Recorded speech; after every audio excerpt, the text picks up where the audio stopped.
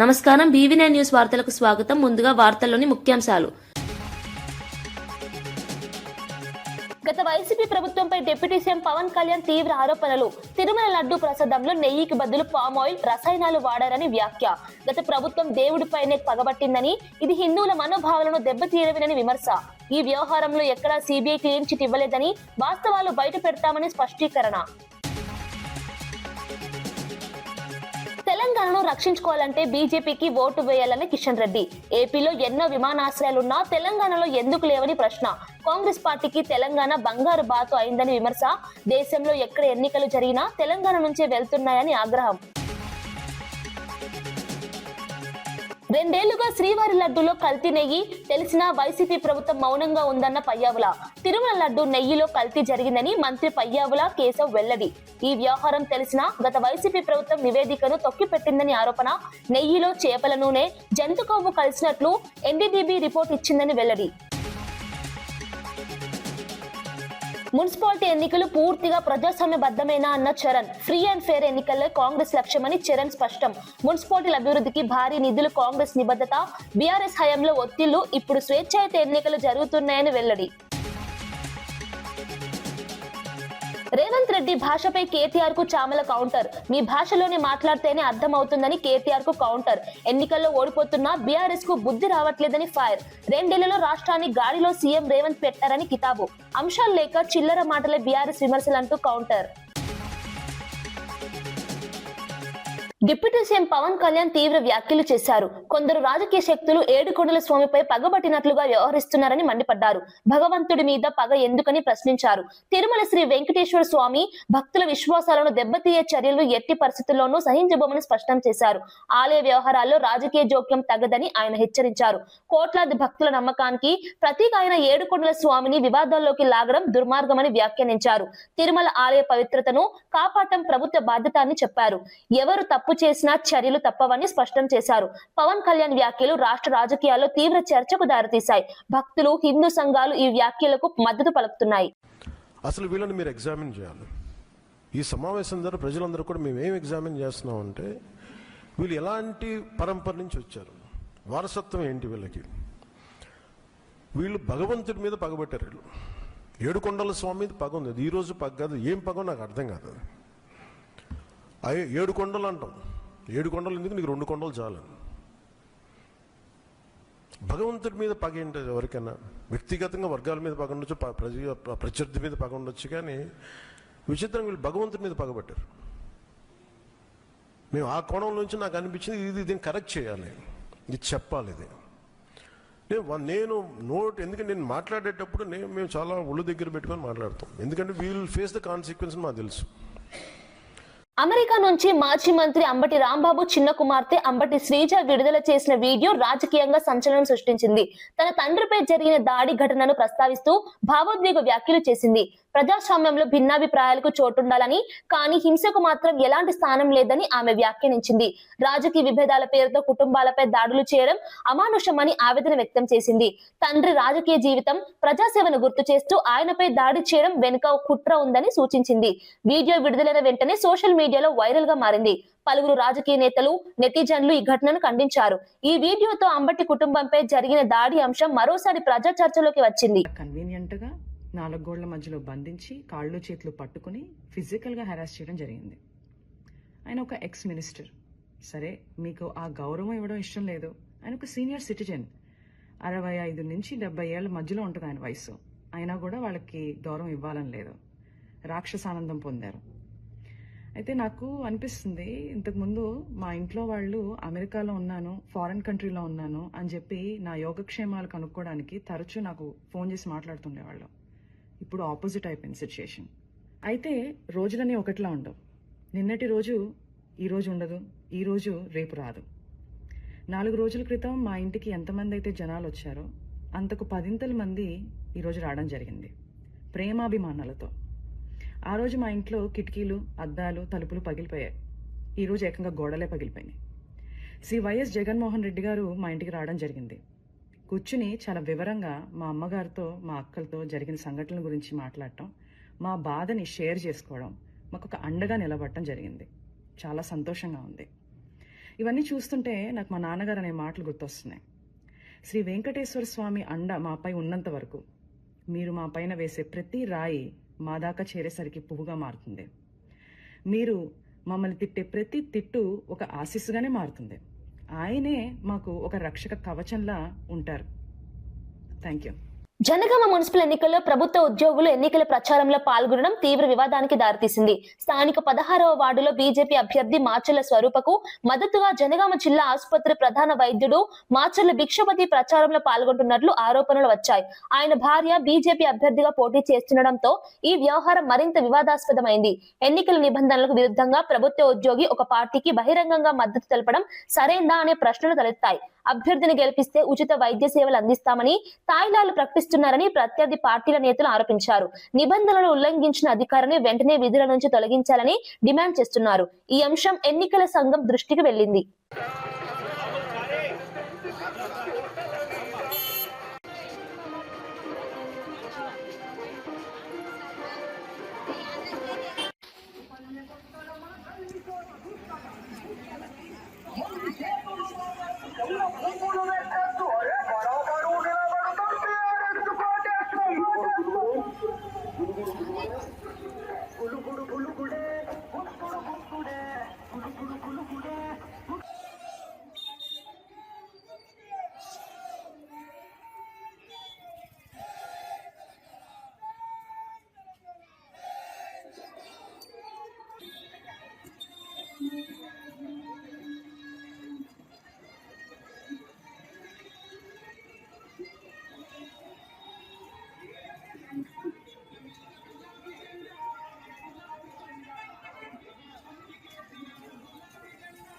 రైతులకు ఎరువుల బస్తాలు కూడా అందించలేని సీఎం రేవంత్ రెడ్డి కేసీఆర్ ను విమర్శించడం సరికాదని మాజీ మంత్రి ఎమ్మెల్యే హరీష్ రావు మండిపడ్డారు.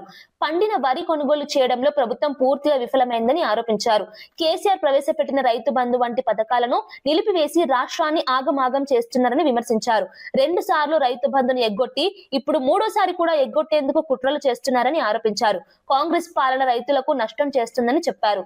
తెలంగాణను ఈ కాంగ్రెస్ దద్దమ్మల నుంచి కాపాడుకోవాలంటే మున్సిపల్ ఎన్నికల్లో కారు గుర్తుకే ఓటేయాలని పిలుపునిచ్చారు. హరీష్ రావు వ్యాఖ్యలు రాజకీయ వాతావరణాన్ని మరింత వేడెక్కించాయి. నాట్లు పడే కలుపు తీస్తే మందు కూడా వేస్తే ఇంకా రైతు బంధు పడకపోయా. ఇది మోసం కాదా? మందు సంచులకు కూడా రైతు బంధు అందదా? నేను అంటున్నా రేవంత్ రెడ్డి, ఇప్పటికి 2 రైతు బంధులు ఎగ్గొట్టినావు నువ్వు. ఇది 3వది. మేము ఎలక్షన్ కమిషన్ కు లెటర్ ఇస్తాం, మాకే అబ్జెక్షన్ లేదు. ఎగ్గొట్టిన 2 రైతు బంధులు ఇప్పటి రైతు బంధు వెంటనే వేయాలని చెప్పి మేము రేవంత్ రెడ్డి డిమాండ్ చేస్తా ఉన్నాం. బిడ్డ 11వ తారీఖులోగా రైతు బంధు వేయలేదనుకో, నీ కాంగ్రెస్ పార్టీని నిన్ను సీరిసింత గట్టరు మా రైతులు అని చెప్పి హెచ్చరిస్తా ఉన్నా. అరే నీ ముఖానికి మందు సంచులు ఇచ్చే తెలివి ఉన్నదే? కేసీఆర్ ఉండగా ఆటోని చెప్తే ఇంటికాడ బాయికాడ 4 సంచులు వేసిపోవు. ఇప్పుడు లైన్లో పొద్దుగాల పోయి నిలబట్టే కూడా ఒక్క సంచి దొరుకుతుందా చెల్లె? ఎరువు బస్తాలు దొరుకుతున్నాయా? ఎరువు బస్తాలు ఇచ్చే తెలివి లేని దద్దమ్మ ఈ శాతగాని రేవంత్ రెడ్డి కేసీఆర్ ను పట్టుకొని బూతులు తిడతాడు. నీ ముఖానికి మందు సంచులు ఇచ్చే తెలివి ఉన్నది, నీ ముఖానికి రైతు బంధు ఇచ్చే తెలివి ఉన్నది, నీ ముఖానికి పండిన వడ్లు కొనే తెలివి లేదు నీకు. శాతగాని దద్దమ్మ కేసీఆర్ ను పట్టుకొని ఇష్టం ఉన్నట్టు తిడతా ఉన్నాడు. అరే పనిల పోటీవాడు, నీకు తెలివి ఉంటే, నువ్వు మొగోనివైతే, నీకు దమ్ముంటే కేసీఆర్ కంటే మంచిగా పనిచేసి చూపి ముఖానికి. కేసీఆర్ ఇచ్చిన ఎగ్గొట్టుకుంటా, కేసీఆర్ చేసిన పనులు ఖరాబ్ చేసుకుంటా, కష్టపడి పోరాటాల మీద త్యాగాల మీద సాధించుకున్న స్వరాష్ట్రాన్ని ఇవాళ ఆగమాగం చేస్తున్నాడు. ఎంతో కష్టపడి తెచ్చుకున్నాం కదా, ఎంతో గొప్పగా ఈ స్వరాష్ట్రం సాధించుకుంటే ఇవాళ సర్వనాశనం చేస్తుండే రేవంత్ రెడ్డి. ఈ రాష్ట్రం నాశనం కావాలన్నా బాగుండాలన్నా? బాగుండాలంటే మున్సిపల్ ఎన్నికల్లో బుద్ధి చెప్పండి. శ్రీశైలం ప్రాజెక్టు కారణంగా భూములు కోల్పోయిన రైతుల సమస్యలపై వైఎస్ఆర్సీపీ నేత బైరెడ్డి సిద్ధార్థరెడ్డి తీవ్రంగా స్పందించారు. భూములు కోల్పోయిన తమకు ఇప్పటికీ సాగునీరు అందకపోవడం అన్యాయమని ఆవేదన వ్యక్తం చేశారు. పండించిన పంటలకు గిట్టుబాటు ధరలు కూడా లేవని విమర్శించారు. చంద్రబాబుకు తెలిసింది 2 పనులే అంటూ ఘాటు వ్యాఖ్యలు చేశారు. శిలాఫలకం వేయడం, రిబ్బన్ కటింగ్ చేయడం తప్ప రైతుల సమస్యలపై శ్రద్ధ లేదని ఆరోపించారు. రాయలసీమ రైతుల కష్టాలను ప్రభుత్వం పట్టించుకోవడం లేదన్నారు. శ్రీశైలం కింద భూములు కోల్పోయిన రైతులకు న్యాయం చేయాలని డిమాండ్ చేశారు. ఆయన ప్రసంగం సభలో పెద్ద ఎత్తున స్పందన రాబట్టింది. ఈ ప్రాంతంలో 95% మంది బీసీలు, ఎస్సీలే కాదన్నా ఓసీలు కూడా 95% మంది పేదవాళ్ళే తప్ప డబ్బులు ఉన్న వాళ్ళు ఎవరు కూడా లేరు. ఎవరో ఇద్దరో ముగ్గురో తెల్ల సొక్కాలు వేసుకొని వచ్చినా వెనకన్నీ బొక్కలే తప్ప ఏమీ లేవన్నా. మేము ఇటువంటి మీటింగులు పెట్టాలనుకున్నా కూడా, పార్టీ కార్యక్రమాలు చేయాలనుకున్నా కూడా అందరికీ ఒక భారమైన ఒక 2-3% డబ్బులు ఉండే వాళ్ళు ఉన్నారు, కానీ వాళ్ళు అవతల పార్టీలో ఉన్నారన్నా. కాబట్టి వ్యవసాయం లాభసాటికన్నా జరగాల, లేదా ఏమైనా పరిశ్రమలన్నా రావాలా, లేదా వ్యవసాయానికి సంబంధించిన పరిశ్రమలన్నా రావాలా, లేదా ఒక అగ్రికల్చర్ యూనివర్సిటీ రావాలా. మీలాంటి పెద్దలు పోయి జగన్ సార్కు చెప్తేనే మా లాంటి వాళ్ళ కష్టాలు తీరుతాయన్నా. ఎందుకు నేను ఈ మాట మీకు చెప్తానా అంటే, ఇదే నియోజకవర్గంలో కేవలం ఇద్దరి దగ్గరనే డబ్బులు ఉన్నాయన్నా. వాళ్ళిద్దరు కూడా అవతల పక్కనే ఉన్నారు. వాళ్ళకేంలే, నేను ఏడైనా కనిపిస్తే నా మీద విమర్శలు చేయడం తప్ప వేరేదేం చేత కాదు. కాబట్టి నా సిన్సియర్ రిక్వెస్ట్ అన్న, మీరే జగన్ సార్ దగ్గరికి తీసుకుపోవాలా.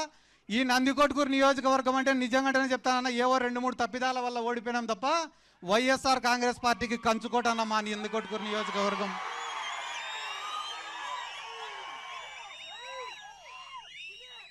రేపు ఇప్పటికిప్పుడు ఎన్నికలు జరిగినా కూడా భారీ మెజార్టీతో మనం గెలిచడం ఖాయం ఈ నియోజకవర్గంలో. ఎందుకంటే మీకు కేవలం ఒక్కరోజు సమయం ఇస్తేనే వచ్చినటువంటి జనం. కాబట్టి మాకు కూడా ఇంతగా గడిచిన 2 రోజులుగా సహకరించినటువంటి కాటసాని రాంభూపాల్ రెడ్డి గారికి, మిగతా వేదిక మీద ఉన్న పెద్దలకు అందరికీ నా ధన్యవాదాలు తెలుపుకుంటూ, మరొకసారి మీకందరికీ నా శిరస్సు వంచి నమస్కారాలు తెలియజేసుకుంటూ సెలవు తీసుకుంటున్నాను.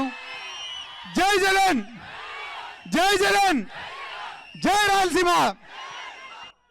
తెలంగాణలో సీఎం రేవంత్ రెడ్డి నాయకత్వంలోని కాంగ్రెస్ ప్రభుత్వం మున్సిపాలిటీ ఎన్నికలను పూర్తిగా ప్రజాస్వామ్యబద్ధంగా, పారదర్శకంగా నిర్వహిస్తున్నట్లు టీపీసీసీ అధికార ప్రతినిధి డాక్టర్ చరణ్ కౌశిక్ యాదవ్ స్పష్టం చేశారు. ఫ్రీ అండ్ ఫెయిర్ ఎన్నికలు జరగాలనే ఉద్దేశంతో ఎన్నికల సంఘానికి పూర్తి స్వేచ్ఛ ఇచ్చినట్లు తెలిపారు. గతంలో బీఆర్ఎస్ హయాంలో మున్సిపల్ ఎన్నికల్లో బలవంతపు ఏకగ్రీవాలు, ఒత్తిళ్లు ఎక్కువగా ఉండేవని విమర్శించారు. ప్రస్తుతం ఎలాంటి రాజకీయ ఒత్తిళ్లు లేకుండా ప్రజలు స్వేచ్ఛగా తమ ఓటు హక్కు వినియోగించుకునే పరిస్థితి ఉందన్నారు. కేవలం 2 ఏళ్ల కాలంలోనే మున్సిపాలిటీల అభివృద్ధికి 17,472 కోట్ల నిధులు కేటాయించడం కాంగ్రెస్ ప్రభుత్వ నిబద్ధతకు నిదర్శనమని పేర్కొన్నారు. ప్రజాపాలనలో పారదర్శకతే తమ విధానమని చెప్పారు. ఈ వ్యాఖ్యలు మున్సిపల్ ఎన్నికల నేపథ్యంలో రాజకీయంగా ప్రాధాన్యం సంతరించుకున్నాయి. తెలంగాణ రాష్ట్రంలో కాంగ్రెస్ ప్రభుత్వం చాలా ప్రజాస్వామ్యబద్ధంగా, ప్రజాస్వామ్యానికి లోబడి చాలా పారదర్శకమైనటువంటి ఎలక్షన్ నిర్వహిస్తా ఉంది. కాబట్టి ఫ్రీ అండ్ ఫెయిర్ ఎలక్షన్ జరగాలని చెప్పేసి కాంగ్రెస్ ప్రభుత్వం భావించింది. కాబట్టి ఎలక్షన్ కమిషన్కు పూర్తి స్థాయి స్వేచ్ఛ ఇచ్చి తెలంగాణ రాష్ట్రంలో ఎలక్షన్ జరుగుతూ ఉన్నాయి. దానికి నిదర్శనమే 2020లో జరిగిన మున్సిపల్ ఎలక్షన్లో బీఆర్ఎస్ పార్టీ తెలంగాణ రాష్ట్రంలో ప్రజాస్వామ్యం లేకుండా చేసింది. ఆనాడు 80 కౌన్సిలర్లు, కార్పొరేటర్లు సంబంధించి యునానిమస్ జరిగినాయి. అదే కాకుండా అందులో 77 బీఆర్ఎస్ పార్టీ కైవసం చేసుకుంటే 3 ఎంఐఎం పార్టీ, అంటే ఆనాడు ఎంఐఎం పార్టీ కావచ్చు, బీఆర్ఎస్ పార్టీ కలిసి పోటీ చేసిన పరిస్థితి. దాదాపు 80 స్థానాల్లో యునానిమస్ అయినాయి. దానిలో 77 బీఆర్ఎస్ పార్టీకే ఏకగ్రీవమైనవి. కానీ కాంగ్రెస్ ప్రభుత్వంలో మొత్తం ఏకగ్రీవైన 14 కౌన్సిలర్లు. అందులో కాంగ్రెస్ కు 12, బీఆర్ఎస్ పార్టీకి 2.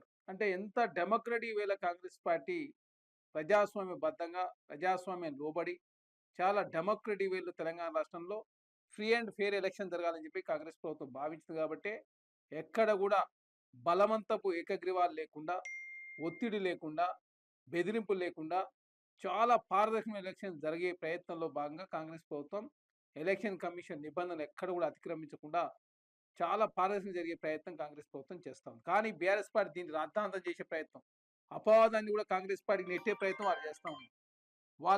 వైసీపీ నేతలు బూతులు మాట్లాడుతున్నా ఊరుకోవాలంటూ సీఎం చంద్రబాబు నాయుడు తీవ్ర ఆగ్రహం వ్యక్తం చేశారు. రాజకీయ విమర్శలకు హద్దులు ఉండాలన్నారు. వ్యక్తిగత దూషణలు, అసభ్య వ్యాఖ్యలు ప్రజాస్వామ్యానికి తగవని అన్నారు. ప్రతిపక్షం బాధ్యతారహితంగా ప్రవర్తిస్తోందని విమర్శించారు. రాష్ట్రంలో శాంతి భద్రతలను దెబ్బతీసేలా వ్యాఖ్యలు చేస్తున్నారని ఆరోపించారు. ప్రజా సమస్యలపై చర్చించాల్సిన చోట బూతులు, రెచ్చగొట్టే మాటలు మాట్లాడటం దురదృష్టకరమని తెలిపారు. రాజకీయ లబ్ధి కోసం సమాజంలో విషబీజాలు నాటే ప్రయత్నాలు చేస్తున్నారని అన్నారు. ఇలాంటి వ్యవహారాలను ప్రజలు గమనిస్తున్నారని, తగిన సమయంలో తగిన తీర్పు ఇస్తారని చంద్రబాబు స్పష్టం చేశారు. ఈ వ్యాఖ్యలు ఏపీ రాజకీయాల్లో మరోసారి చర్చకు దారితీశాయి. చూస్తే ఎంత దుర్మార్గంగా మాట్లాడుతున్నారంటే, నేను అపాలజీ చెప్పాలి, మేము చెప్పాలి. రెండోది, బూతులు తిడితే కూడా భరించాలి.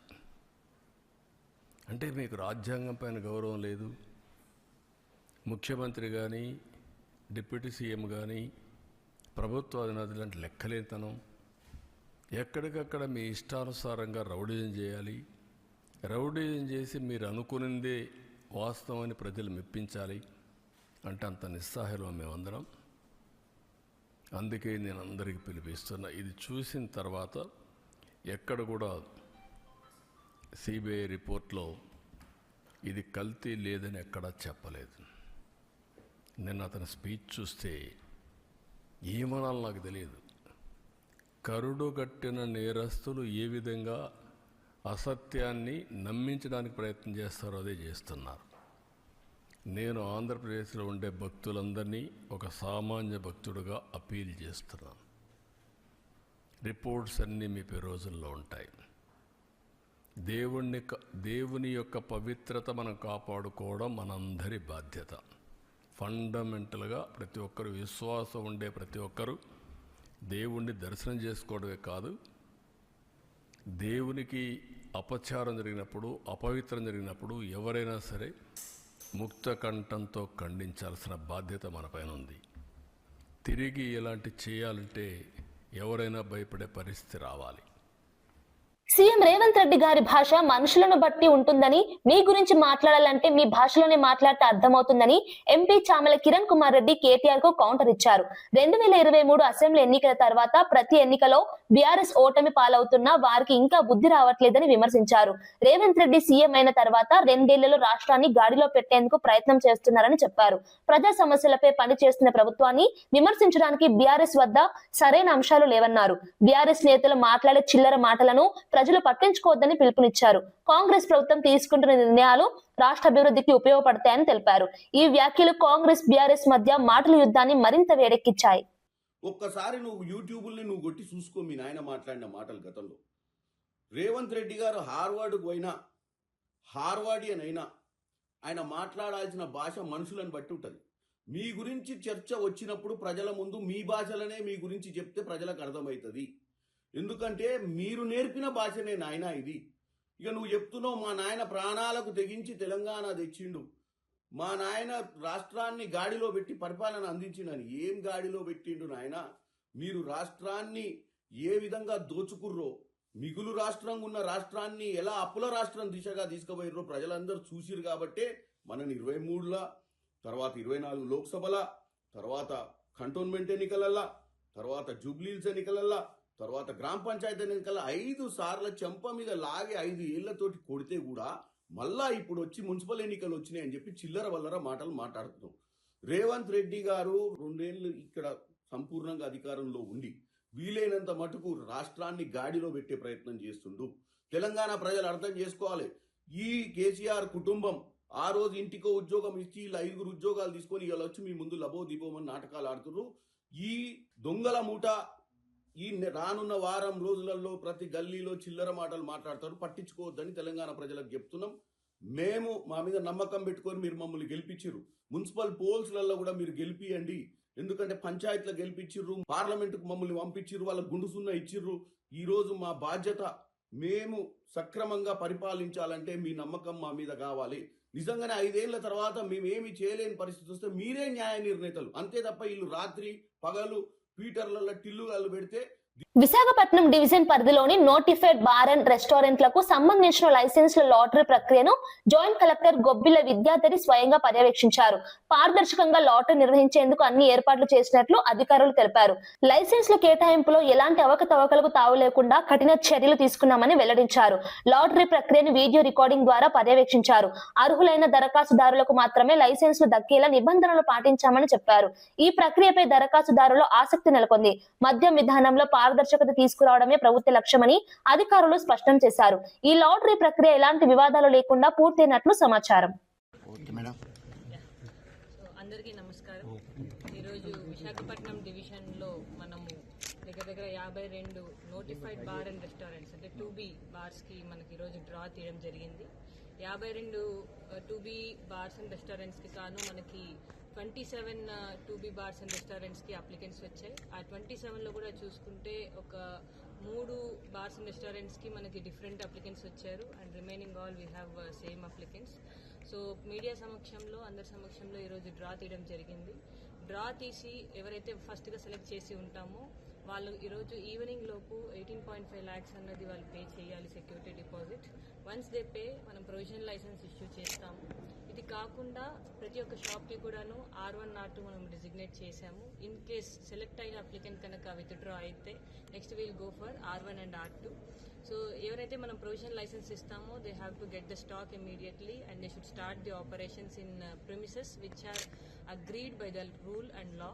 సో ఎక్కడ రూల్స్ అండ్ లాస్ చెప్పిన ప్రకారమే ఆ ప్రిమిసెస్లో చేయాలి, ఎక్కడ పడితే అక్కడ చేయడానికి లేదు. That also will be following it up in the next 1 month. So will be all visiting, వీళ్ళు ఎక్కడెక్కడ షాప్స్ పెట్టి ఎక్కడ సేల్ చేస్తున్నారు అన్నది కూడా ఖచ్చితంగా ప్రాపర్గా మానిటర్ చేయడం జరుగుతుంది. And within 6 installments they have to pay the full license fee, and second year third year ki 10% hike తో వాళ్ళు 83 and 90 lakhs pay చేయాల్సి వస్తుంది. Any deviation from the rule will be taken very seriously and department will take very strict action. Telangana Congress party దేశానికి బంగారు బాతులా మారిందని కేంద్ర మంత్రి కిషన్ రెడ్డి తీవ్ర ఆరోపణలు చేశారు.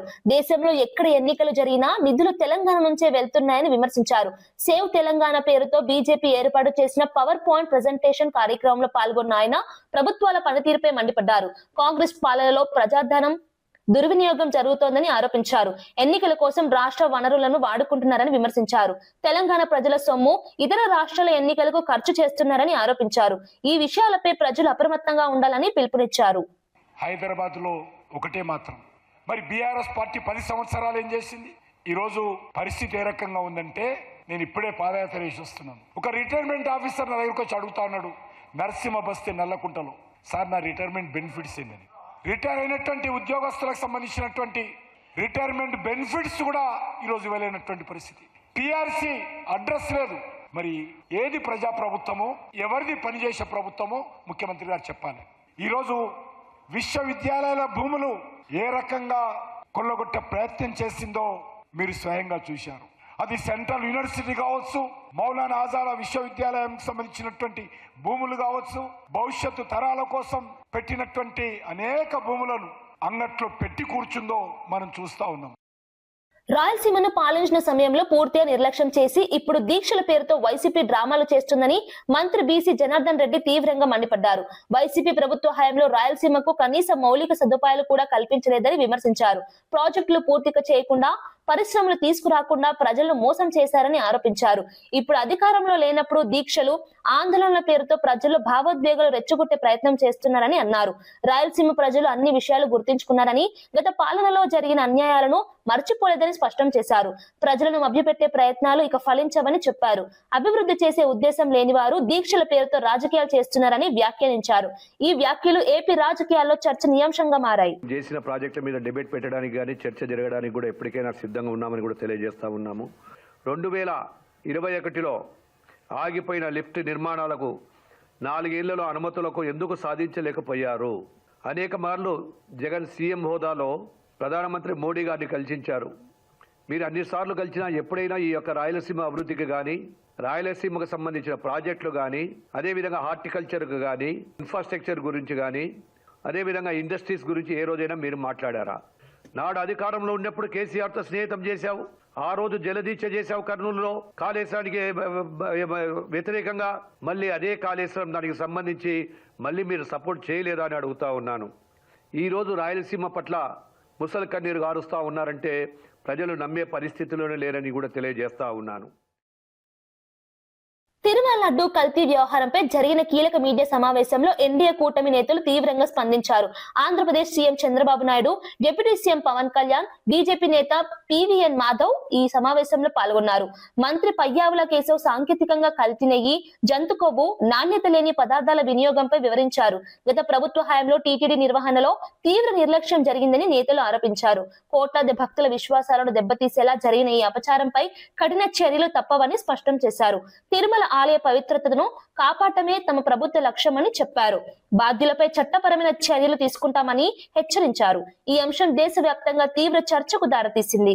వ్యక్తులందరూ కూడా నిబంధనలు కొన్ని రికమెండ్ చేస్తే ఆ తర్వాత ప్రభుత్వం మారడం, వచ్చిన తర్వాత ఇదే పాలక మండలి వాటిని ఆమోదించడం, ధర్మారెడ్డి గారు నేతృత్వంలో ఈ నిబంధనలన్నీ ఆమోదించారు. ఏంటి ఆ నిబంధనలు ఆ రోజు పెట్టినటువంటివి అంటే, డైరీకి క్వాలిఫికేషన్ మినిమం 3 ఏళ్ల పాటు డైరీ రంగంలో పనిచేసి ఉండాలి, 250 కోట్ల టర్నోవర్ ఉండాలి, 4 లక్షల లీటర్ల పాలు ప్రొక్యూర్ చేస్తూ ఉండాలి, 12 టన్నుల వెన్నని సేకరించి ఉండాలి, కనీసం 8 టన్నుల నెయ్యి చేసే సామర్థ్యం ఉండాలి.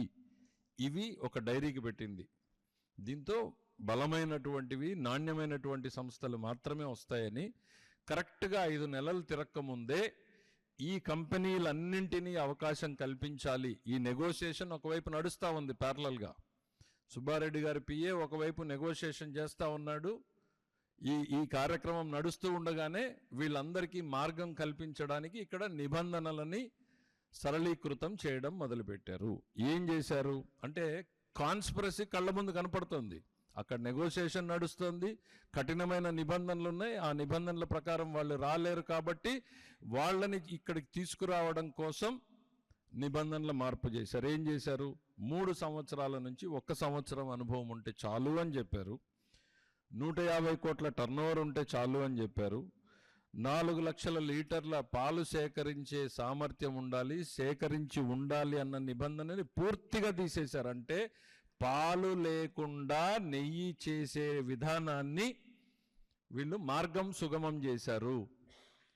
ఆ తర్వాత ఈ 12 లక్షల టన్నుల వెన్న సేకరణ అనే దాన్ని పూర్తిగా తీసి 3 టన్నులు చేశారు. నెయ్యి చేసే సామర్థ్యం మొత్తం తీసేశారు. అసలు ఈ నిబంధనల మార్పుతోనే ఈ మొత్తం కాన్స్పిరసీ నడిచింది. ఒకవైపు నెగోషియేషన్, మరోవైపు నిబంధనలను మార్చేటువంటి కుట్ర. మార్చి ఆ పాత్రదారులు వచ్చారు. వచ్చిన తర్వాత ఏం జరిగిందో మనం కళ్ళ ముందు చూసాం. పామాయిల్, కర్నల్ ఆయిల్ని పెట్టి వీళ్ళందరూ సరఫరా చేయడం. ఆ వైష్ణవి డైరీ అనేటువంటిది మనకి చదివితే అర్థమయ్యేది ఏంటంటే, బోలే బాబా రాలేడు కాబట్టి ఆ ఏఆర్ డైరీ మిగిలిన డైరీల్ని మాట్లాడుకున్నప్పుడు అది సిక్ డైరీ ఒక యూనిట్ అయితే దాదాపు మూతపడిపోయినటువంటి యూనిట్. వాళ్ళందరూ మళ్ళీ ఫేక్ డాక్యుమెంట్స్, తమకు అనుభవం ఉన్నట్టు బోలే బాబా డైరీ ఫేక్ డాక్యుమెంట్స్ క్రియేట్ చేస్తుంది. ఇక్కడికి వచ్చినటువంటి సీమకు ద్రోహం చేసిన జగన్ ఇప్పుడు మొసలి కన్నీరు కార్చడం హాస్యాస్పదమని కాంగ్రెస్ సీనియర్ నేత తులసిరెడ్డి తీవ్ర ఆగ్రహం వ్యక్తం చేశారు. వైసీపీ పాలనలో రాయలసీమ అభివృద్ధి పూర్తిగా నిర్లక్ష్యం చేయబడిందని విమర్శించారు. నీటి ప్రాజెక్టులు, పరిశ్రమలు, ఉపాధి అవకాశాల విషయంలో ప్రజలను మోసం చేశారని ఆరోపించారు. అధికారంలో ఉన్నప్పుడు సీమ ప్రజల కష్టాలు పట్టించుకుని జగన్ ఇప్పుడు దీక్షలు, పర్యటనల పేరుతో రాజకీయ లబ్ధి పొందాలని చూస్తున్నారని అన్నారు. రాయలసీమ ప్రజలు గత 5 ఏళ్ల పాలనను మర్చిపోలేదని స్పష్టం చేశారు. అభివృద్ధి చేయని వారు ఇప్పుడు బాధ్యతగా మాట్లాడటం అర్ధరహితమని వ్యాఖ్యానించారు. సీమ ప్రజలు ఈ రాజకీయ నాటకాలను తిప్పికొడతారని తులసిరెడ్డి అన్నారు. ఈ వ్యాఖ్యలు ఏపీ రాజకీయాల్లో చర్చకు దారితీశాయి. ఇది చాలా విడ్డూరంగా ఉంది. జగన్మోహన్ రెడ్డి ముఖ్యమంత్రిగా ఉన్నప్పుడే జాతీయ హరిత ట్రిబ్యునల్ 2021 జూలై 7న రాయలసీమ లిఫ్ట్ ఇరిగేషన్ ప్రాజెక్టుకు పర్యావరణ అనుమతులు లేవని, దాని పనులు చేయవద్దని స్టే విధించింది. తర్వాత 3 ఏళ్ల పాటు వీళ్ళే అధికారంలో ఉన్నారు. మరి ఆ 3 ఏళ్ల కాలంలో గ్రీన్ ట్రిబ్యునల్ విధించినటువంటి ఆ స్టేను ఎందుకు వెకేట్ చేయించలేకపోయారు? వాళ్ళు ఇప్పుడు తగుదునమ్మా అంటూ ఏదో రాయలసీమ ఉద్ధారకులైనట్లు ఈరోజు రాయలసీమ లిఫ్ట్ ఇరిగేషన్ కోసము పోతిరెడ్డిపాడు దగ్గర నిరసన సభ పెడతారట. రాష్ట్రంలో ఎప్పుడు ఎన్నికలు వచ్చినా సీఎం రేవంత్ రెడ్డి ఎన్నికల నిబంధనలను తుంగలో తొక్కుతున్నారని తెలంగాణ జాగృతి సీనియర్ నాయకుడు సయ్యద్ ఇస్మాయిల్ ఆరోపించారు. ప్రజాధనాన్ని, అధికారాన్ని దుర్వినియోగం చేస్తూ ఓటర్లను మభ్యపెట్టే ప్రయత్నం చేస్తున్నారని విమర్శించారు. ప్రభుత్వ యంత్రాంగాన్ని ఎన్నికల కోసం ఉపయోగించుకోవడం ప్రజాస్వామ్య విరుద్ధమని అన్నారు. సీఎం హోదాలో ఉండి నియమాలను అతిక్రమించడం తీవ్రమైన అంశమని పేర్కొన్నారు. ఈ వ్యవహారంపై ఎన్నికల సంఘం వెంటనే చర్యలు తీసుకోవాలని డిమాండ్ చేశారు. సమాన అవకాశాలు కల్పించాల్సిన ఎన్నికల సమయంలో అధికార పార్టీకి అనుకూలంగా వ్యవహరించడం సరికాదని అన్నారు. ప్రజాస్వామ్యాన్ని కాపాడాలంటే నిబంధనలు ఖచ్చితంగా అమలు కావాలని పిలుపునిచ్చారు. ఈ డిమాండ్ రాజకీయంగా ప్రాధాన్యం సంతరించుకుంది. రూపొందించినారు, కానీ ఇవాళ జరుగుతున్నటువంటి పరిణామాలు చూస్తూ ఉంటే అట్లాంటి గొప్ప వ్యక్తి రూపొందించినటువంటి ఎన్నికల నిబంధనావళిని తుంగలో తొక్కుతున్నట్టుగా కనపడతా ఉన్నది. దయచేసి ఎన్నికల కమిషన్ సీరియస్ గా వ్యవహరించాలి, దీన్ని తీవ్రంగా పరిగణించాలి. గత సర్పంచ్ ఎన్నికల సందర్భంలో కూడా ముఖ్యమంత్రి గారు అధికార దుర్వినియోగాలు పాల్పడ్డారు, ఓటర్లను ప్రభావితం చేసినారు. వాటికి సంబంధించినటువంటి సాక్ష్యాలు, ఆధారాలను మా అధ్యక్షురాలు కల్వకుంట్ల కవిత గారు స్వయంగా ముఖ్య ఎన్నికల అధికారి గారిని కలిసి మరి చూపించి వెళ్లారు. అయినా ఇవాళ ఫలితం కనపడడం లేదు. ఇదంతా చూస్తూ ఉంటే ప్రభుత్వం కనుసరణలో ఎన్నికలు జరగకూడదు, ఎన్నికల కమిషన్ కనుసరణలో ఎన్నికలు జరగాల్సిన అవసరం ఉన్నది. ప్రజలను మభ్యపెట్టేటటువంటి వారిపైన చర్యలు తీసుకోవాల్సి ఉన్నది. బాధ్యతాయుతమైనటువంటి ముఖ్యమంత్రి బాధ్యతలను విస్మరించి వ్యవహరిస్తున్న తీరు ఇవాళ మొత్తం యావత్ ప్రజానికం తప్పుపడతా ఉన్నది. కేవలం రాజకీయాలకు మాత్రమే కాకుండా ప్రజోపకారంగా రాష్ట్ర ముఖ్యమంత్రి పనితీరు ఉండాలి, ప్రభుత్వ పనితీరు ఉండాలి, అధికారుల పనితీరు ఉండాలి. కానీ దురదృష్టవశాత్తు ఇవాళ ప్రజలను మభ్యపెట్టే విధంగా, ప్రజల్ని పదే పదే ప్రభావితం చేసే విధంగా జరుగుతున్న తీరుని మేము వ్యతిరేకిస్తా ఉన్నాం. మరీ ముఖ్యంగా రేవంత్ రెడ్డి గారికి ఒక మాట చెప్పదలుచుకున్నాం. మీరు ఎన్నికలకు వెళ్ళవచ్చు, ప్రచారం చేయవచ్చు, కానీ కాంగ్రెస్ పార్టీ సభల ద్వారా మీరు ఎన్నికలకు వెళ్తే బాగుంటది. కానీ ముఖ్యమంత్రి హోదాలో వెళ్ళి నిబంధనలకి వ్యతిరేకంగా వ్యవహరిస్తూ ఉంటే ఇక మీరు ఏ రకమైనటువంటి సంకేతాలు ఈ రాష్ట్రంలో ఉన్నటువంటి రాజకీయ నాయకులకు ఇస్తున్నారు, ప్రజలకు ఇస్తున్నారు అనేది అర్థం చేసుకోవాలని కోరుతూ, ముమ్మాటికి రేవంత్ రెడ్డి చేసినటువంటి తప్పిదాలపైన తప్పకుండా ఎన్నికల కమిషన్ చర్య తీసుకోవాలని మాత్రమే బలంగా డిమాండ్ చేస్తా ఉన్నాం. వైసీపీ నాయకులు ఏం చేశారని పోతిరెడ్డిపాడు ప్రాజెక్టును సందర్శిస్తారని ప్రభుత్వ విప్ రాయదుర్గం ఎమ్మెల్యే కాలువ శ్రీనివాసులు తీవ్ర ఆగ్రహం వ్యక్తం చేశారు. వైసీపీ పాలనలో ఈ ప్రాజెక్టుకు నిధులు కేటాయించకుండా ప్రజలను మోసం చేశారని ఆరోపించారు. ప్రాజెక్టు పనులు ముందుకు సాగకుండా అడ్డంకులు సృష్టించిన వారు ఇప్పుడు రాజకీయ డ్రామాల కోసం పర్యటనలు చేస్తున్నారని విమర్శించారు. రైతుల సమస్యలపై నిజమైన చిత్తశుద్ధి ఉంటే అధికారంలో ఉన్నప్పుడే చర్యలు తీసుకోవాల్సిందని అన్నారు. ప్రస్తుతం కూటమి ప్రభుత్వం ప్రాజెక్టుల పూర్తి కోసం ప్రయత్నాలు చేస్తోందని చెప్పారు. అభివృద్ధిని అడ్డుకునే రాజకీయాలు ప్రజలు సహించరని హెచ్చరించారు. ఏం చేశామని పెడతారని నేను అడుగుతా ఉన్నా. రాయలసీమ లిఫ్ట్ ఇరిగేషన్ అనే ఒక కార్యక్రమాన్ని ప్రారంభం చేయకముందే 100 కోట్లు జగన్మోహన్ రెడ్డి తినేశాడని పెడతారా? దానికి ఎలాంటి అనుమతులు తీసుకోకుండా ప్రజాధనాన్ని దోచుకోవడానికి రాయలసీమను సాకుగా చూపించినాడు మా జగన్మోహన్ రెడ్డి అని చెప్పుకోవడానికి రాయలసీమ లిఫ్ట్ ఇరిగేషన్ని మీరు మాట్లాడతారా అని అడుగుతా ఉన్నారు వైసీపీ నాయకులు. 2020లోనే నేషనల్ గ్రీన్ ట్రిబ్యునల్ స్పష్టంగా ఆదేశాలు ఇచ్చిన, అభ్యంతరాలు చెప్పినా, ఆపేసినా మరి 24 వరకు ఏం చేశారని అడుగుతా ఉన్నా. వార్తలు ముగించే ముందు ముఖ్యాంశాలు మరోసారి. గత వైసీపీ ప్రభుత్వంపై డిప్యూటీ సీఎం పవన్ కళ్యాణ్ తీవ్ర ఆరోపణలు. తిరుమల లడ్డూ ప్రసాదంలో నెయ్యికి బదులు పామ్ ఆయిల్, రసాయనాలు వాడారని వ్యాఖ్య.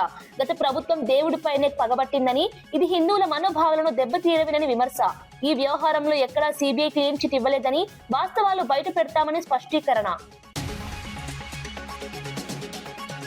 తెలంగాణను రక్షించుకోవాలంటే బీజేపీకి ఓటు వేయాలని కిషన్ రెడ్డి.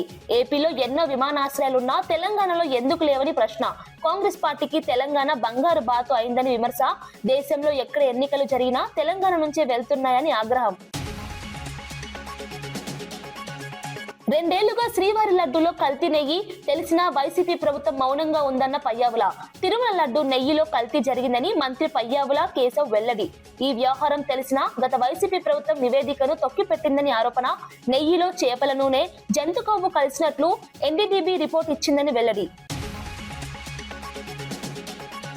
మున్సిపాలిటీ ఎన్నికలు పూర్తిగా ప్రజాస్వామ్యబద్ధమేనా అన్న చరణ్. ఫ్రీ అండ్ ఫేర్ ఎన్నికల్లో కాంగ్రెస్ లక్ష్యమని చరణ్ స్పష్టం. మున్సిపాలిటీల అభివృద్ధికి భారీ నిధులు కాంగ్రెస్ నిబద్ధత. బీఆర్ఎస్ హయాంలో ఒత్తిళ్లు, ఇప్పుడు స్వేచ్ఛాయుత ఎన్నికలు జరుగుతున్నాయని వెల్లడి.